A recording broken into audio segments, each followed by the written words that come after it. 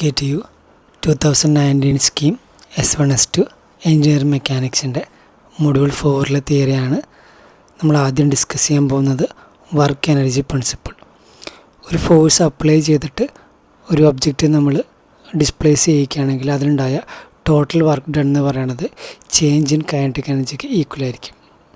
Next, impulse momentum principle.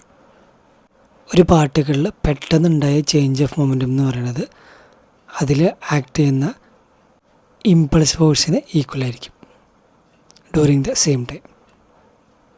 Next, moment of momentum. നമുക്കറിയാം momentum എന്ന് വെച്ചാൽ ഫോഴ്സ് ഇൻറ്റു പെർപെൻഡിക്കുലർ ഡിസ്റ്റൻസ് ആണ്. അപ്പോൾ മൊമെൻറ്റത്തിൻ്റെ പെർപെൻഡിക്കുലർ ഡിസ്റ്റൻസ് വെച്ചിട്ട് മൊമെൻറ്റത്തിനെ മൾട്ടിപ്ലൈ ചെയ്തതാണ് മൊമെൻറ്റ് ഓഫ് മൊമെൻറ്റം.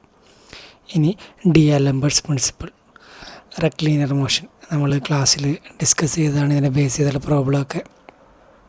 ഒരു സിസ്റ്റത്തിൽ ആക്ട് ചെയ്യുന്ന ടോട്ടൽ ഫോഴ്സിൻ്റെ റിസൾട്ടൻ്റ് എന്ന് പറയുന്നത് that is equal to mass into acceleration. Under dynamic ഇക്വിലിബ്രിയമാണ് നമ്മളിത് എക്സ്പ്ലെയിൻ ചെയ്യണത്.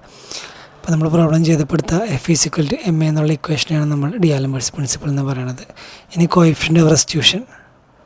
രണ്ട് ഒബ്ജക്റ്റ് കൊളൈഡ് ചെയ്ത് കഴിഞ്ഞിട്ട് അതിൻ്റെ ഫൈനൽ ടു ഇനീഷ്യൽ റിലേറ്റീവ് സ്പീഡിൻ്റെ റേഷ്യോന് വിളിക്കുന്ന പേരാണ് കോഎഫിഷ്യൻ്റ് ഓഫ് റെസ്റ്റിറ്റ്യൂഷൻ. അപ്പം മൊഡ്യൂൾ 4ൻ്റെ തിയറിയിൽ നമുക്ക് ഇത് മാത്രം അല്ല ചോദിക്കുക, പ്രോബ്ലങ്ങളും ചോദിക്കാറുണ്ട്. എക്സാമ്പിളായിട്ട് നമ്മുടെ ക്ലാസ്സിൽ ചെയ്യിപ്പിച്ച ലിഫ്റ്റിൻ്റെ പ്രോബ്ലം നമുക്ക് 3 മാർക്സിന് ചോദിക്കാറുണ്ട്. അതുപോലെ ലീനിയർ മോഷൻ്റെ പ്രോബ്ലംസ് അത് ചോദിക്കാറുണ്ട് 3 മാർക്സിന്.